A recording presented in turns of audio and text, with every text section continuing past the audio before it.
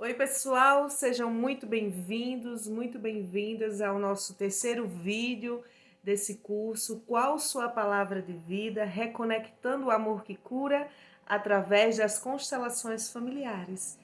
E para você que ainda é um mistério como funciona essa técnica das constelações, eu vou falar um pouco para que a gente possa depois adentrar um pouco mais na teoria do Bert Hellinger. E esses vídeos todos que eu estou fazendo com vocês é sobre a filosofia do Bert Hellinger, até que a gente possa chegar a todo esse movimento, depois de ver esse movimento filosófico, a gente possa chegar a adentrar na alma de cada um, para que vocês também possam ir para essa palavra que está oculta na sua alma e desbloquear todo esse movimento. Muitas vezes o movimento de questionar em casa, antes de chegar até uma terapeuta, até uma consteladora ou um constelador familiar, é o movimento maior de cura.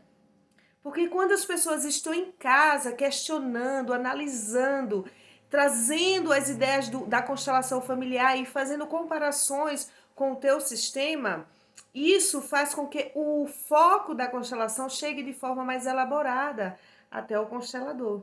E você consegue, de uma forma mais sucinta, trazer essa palavra que está oculta dentro de você. Então, para quem não conhece a constelação, ela é uma técnica criada pelo alemão, né, como eu já falei para vocês, chamado Bert Hellinger. E Hellinger ele iniciou as constelações com um movimento em grupo e com pessoas. E eu sempre faço uma analogia do Bert Hellinger como uma grande árvore que tem seus troncos, seus galhos, seu campo imenso e livre para que ele ramifique. E essa árvore que se chama Bert Hellinger só foi possível trazer tantos galhos, ir tão longe devido à quantidade de amor que o Bert tinha ou tem dentro dele, quem acredita em vida após a morte, né? Então Bert Hellinger ele iniciou as constelações em grupo. E como se dá essa constelação? A pessoa senta ao lado do constelador e ela vai dizer um foco que ela diz assim: eu quero que entender por que isso não funciona na minha vida. Por que minha vida trava sobre isso? Às vezes é um sentimento de paralisação de vida, às vezes é um sentimento de dor, de depressão. Eu sinto uma angústia, uma depressão. Então, todo esse movimento que você reflete, faz uma reflexão de que tua vida está parada, ela se transforma no que a gente chama de foco. Então, quando a pessoa diz para o constelador, eu quero constelar a dificuldade que eu tenho de encontrar um parceiro, uma parceira de vida. Então, isso é o foco dela. E o Bert começou com esse movimento em grupo, então formava-se um grupo e a pessoa dizia para ele, eu quero constelar tal situação da minha vida. E ele pedia para que a pessoa escolhesse alguém que representasse ela e alguém que representasse o foco de vida o foco que ela trouxe para poder constelar, né? E esse movimento de sempre trazer o você e o teu foco, eu sempre entendi isso em termos da filosofia como aquele movimento de que nós não somos vítimas de nada. Porque eu levo 50% que está em mim e 50% do que está no outro. E esse movimento é um movimento muito bonito. A gente já começa a constelar dessa forma, né? Com esse movimento de que não há vítima dentro desse processo. Então, é colocado ali no centro daquele círculo, na posição que a pessoa que vê o constelar quiser, ela e o foco dela. E a partir daí, gente, ganha-se um campo quântico e sistêmico de uma memória que vai ser trazida à tona para que a gente possa ler esse campo. Então, com esse movimento que o Bert Hellinger trouxe das constelações em grupos, a sua ramificação desse amor, dessa técnica, dessa filosofia abrangeu tanto, gente, que hoje nós temos a constelação no direito sistêmico, na pedagogia sistêmica, no campo empresarial, na saúde sistêmica, E outras formas também de constelar, como individual, em consultório, online. Tem pessoas que constelam com cavalos, outras pessoas constelam na água. E esse campo está tomando uma proporção imensa, porque a força da constelação ela é nítida. A cena que é trazida para aquele local, para aquele campo, seja ele em grupo ou individual, online, ele é real. E ele é muito verdadeiro, porque essa primeira cena que aparece é a cena trazida direto do inconsciente da pessoa. Então, o constelador, nesse momento, ele é um mediador. Ele é um ser que vai apenas mediar e ler aquela cena, formular frases que já foi dito pelo cliente. Já foi trazido através dessa cena que ele montou. Então é por isso também que a constelação ela tem uma base teórica dentro do psicodrama, da fenomenologia, dos campos morfogenéticos do Hubert Sheldrake e da força das 3 leis do amor que hoje eu vou falar para vocês, que é dentro da teoria do Bert Hellinger. Então a constelação ela é um mix, né? Um mix que nos faz bem, que nos traz uma cura, uma dimensão de cura humana tão linda, tão perfeita, né? E somos gratos a esse homem, a esse ser iluminado, a esse avatar, né? Poderíamos chamar o Bert de um grande avatar. E ele veio e transformou. Então, o Bert Hellinger, dentro da sua própria teoria, ele descobriu que existem 3 leis que regem o amor. A teoria dele, como eu já falei em outros vídeos, é a teoria do amor.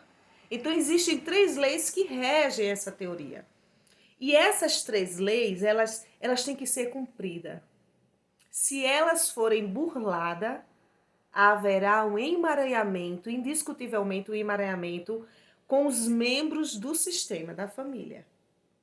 Então, como se dá essa lei? Eu vou falar para vocês as leis, vou falar da teoria e vou trazer exemplo para vocês poderem entender melhor. Então, a primeira lei é a lei do pertencer. A segunda lei é do dar e receber. E a terceira lei é a lei da hierarquia. Então, vamos lá para cada uma para que vocês possam entender. A lei do pertencer, ela diz assim: todos têm o direito de pertencer ao sistema. Todos. Indiscutivelmente, todos têm o direito de pertencer. Ninguém pode ser excluído de nada. Não pode haver exclusão. Se houver exclusão, haverá um emaranhamento nos descendentes. Então a lei, essa primeira lei do amor, ela é clara. Todos têm que pertencer. Se houver uma exclusão, algum membro para frente vai tentar resgatar aquele membro que foi excluído, atraindo o comportamento dessa pessoa que foi excluída para ela. E assim, ela atua na vida de uma forma emaranhada. Ou seja, ela é ela e ela também é o comportamento daquela pessoa que a alma dela decidiu trazer para poder incluir novamente no sistema. Então, vamos dar um exemplo para vocês poderem entender melhor a lei do amor. Vocês imaginem que um casal casou, tiveram filhos, e no decorrer, né, do casamento, houve uma necessidade de separar. E tudo bem, se o casal viu que não se dá mais como marido e mulher, né? Mas eles já são o sistema. Não é mais só o homem ou a mulher, tem filhos. Então, quando um casal, ele casa, estrutura um sistema, né? Porque é um sistema quando a gente tem filhos. Se não tem filhos, é uma família. Ou foi um casal, né? Então, quando esse casal decide se separar, que já tem filhos, dentro dessa força, né? Com quem vai ficar esses filhos, na maioria das vezes? Com a mãe. E a mãe, gente, nós vamos ter a oportunidade de falar em outro vídeo sobre a mãe, Mas a mulher, ela é a força do amor dentro do sistema. É ela que organiza todas as relações que vai estar no sistema. Quando essa mulher decide que ela honra esse homem que ela casou, ela faz com que os filhos amem esse homem do jeito que ele é. Então, nesse movimento não há ética. Esse homem pode ser o que ele quiser, se ele for um assassino, for um traficante, ele pode ser um diplomata, um músico, ele for o que ele quiser. Mas se essa mulher ela está decidida que é esse homem que ela quer, ela vai dizer para os filhos: respeitem e honrem o seu pai. Ele é o meu marido. Agora, no processo da separação, em geral, o casal sai com brigas, com discussões, muitas vezes traições, né? E dentro dessa força aí, a mulher, ela tem um truque. E esse truque é uma carta na manga, são os filhos. E infelizmente, isso também acontece no movimento com os homens, tá, gente? Eu não tô só aqui, não é movimento de polemizar, mas é movimento de eu dar um exemplo para a gente poder entender, né? Então, quando a mulher sente que se ela saiu de uma relação com muita raiva daquele homem, ela coloca, ou a mulher ou o homem, né? Ela coloca os filhos como carta na manga. Então, se ela disser em algum momento, de alguma forma, seja de forma agressiva na voz, seja de forma suave, seja de forma silenciada. Eu já peguei constelações que a mãe nunca falou mal do pai, mas os pensamentos dela estavam totalmente raivoso contra aquele homem.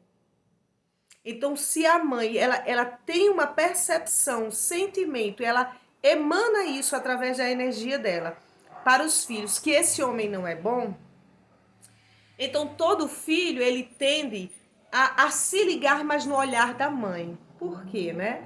Porque nós somos frutos, claro, de 50% do nosso papai e 50% da nossa mamãe. Mas qual é a diferença? Então isso daqui é genética, tá? Não tem como, Elisângela, ser diferente. Não tem como eu ser 49% do papai e 51% da mamãe. Não, amor, não tem. É genética. 50 e 50, é meio a meio, 50-50, tá? Então, mas qual é a diferença? É que eu morei dentro da mamãe por um tempo. E essa morada no útero dela fez que todo filho crie um vínculo com a mãe. É um vínculo inconsciente, um vínculo de memórias, um vínculo até simbiótico mesmo, né? Então, se a mãe, de alguma forma de expressão, diz para o filho que o pai não é bom, o filho, gente, ele só toma um movimento dentro dele. E é esse aqui, ó. Mamãe, em tua honra, eu excluo o papai. Em honra a você que me sustentou, eu excluo o papai. E esse filho faz esse movimento de forma consciente e ao mesmo tempo também inconsciente. E ele se vincula mais à mãe. Quando ele faz isso, ele exclui o pai dentro dele. Toda vez que a gente toma partido, a gente exclui o nosso pai. Toda vez que a gente toma partido por alguma coisa, a gente exclui outra. Então, quando esse filho, ele de forma consciente, ele verbaliza: o meu pai não é bom, o meu pai não presta, o meu pai traiu a minha mãe, né? Ou então minha mãe traiu meu pai, ela não é boa.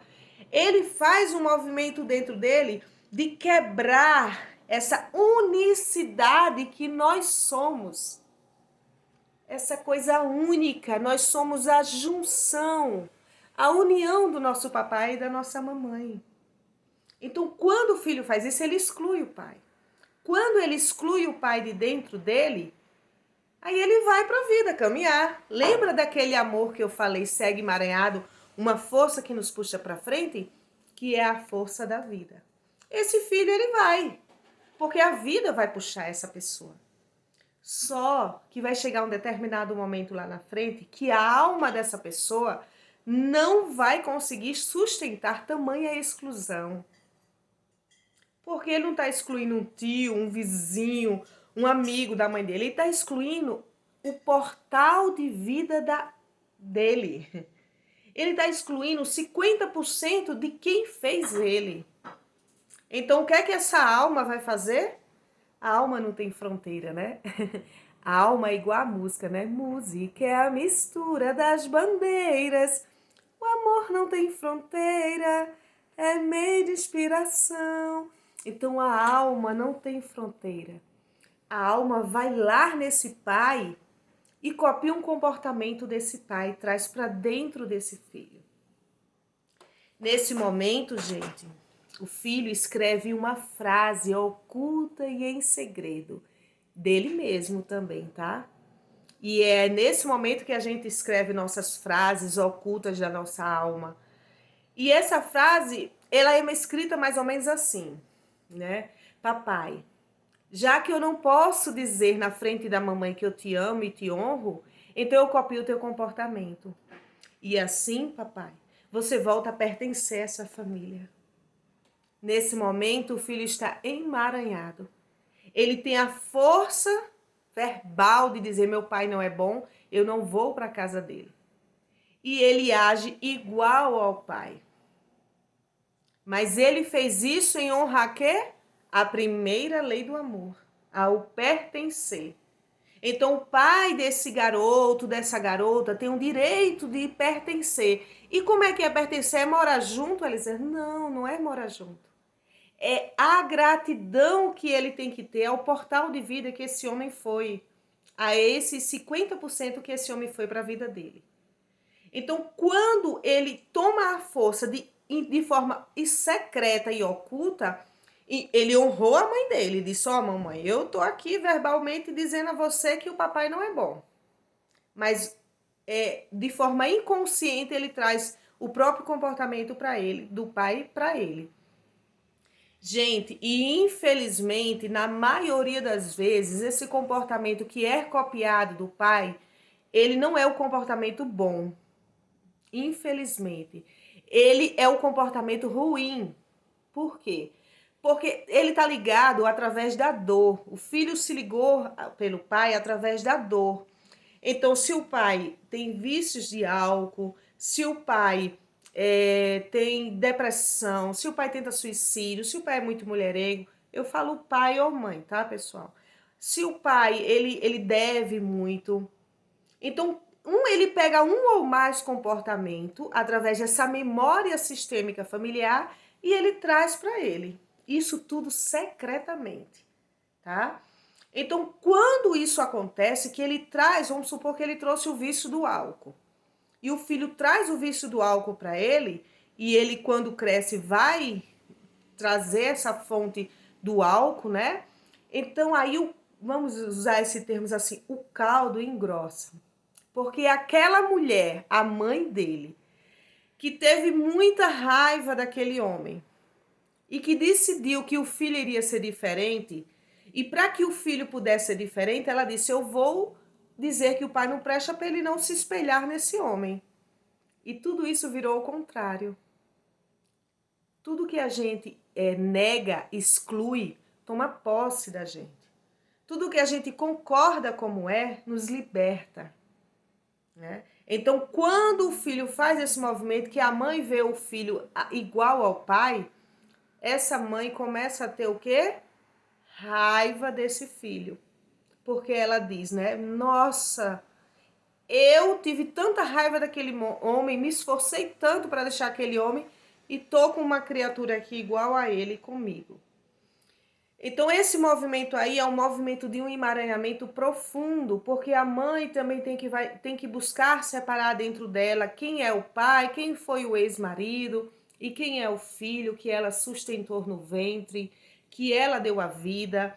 Honrar esse pai dentro dessa criança, né? Dizer para esse filho: filho, você é fruto do que eu vivi de bom com o teu pai. Então agora eu acolho dentro de você os seus 50% que você tem do seu pai. E tudo que eu vivi com o seu pai, deixa comigo e com ele. Nós somos grandes filhos. E a gente vai resolver tudo isso. do nosso jeito, né? Então, quando isso é resolvido assim por uma força adulta, o filho se sente livre para amar o pai e ele larga, ele devolve para o pai o comportamento dele, certo? Então, essa é a primeira lei do amor, pertencer. Não adianta, gente, não adianta excluir quem você acha que não deve pertencer à família. Se é do teu sistema, tá todo mundo, ó, ligado, grudadinho numa mesma corda, tá? Unidos numa mesma corda, né? Então, esse é o movimento da primeira lei do amor, do pertencer. A segunda lei do amor que Bert Helling nos traz é a lei do dar e receber. E essa é uma lei muito linda, muito linda.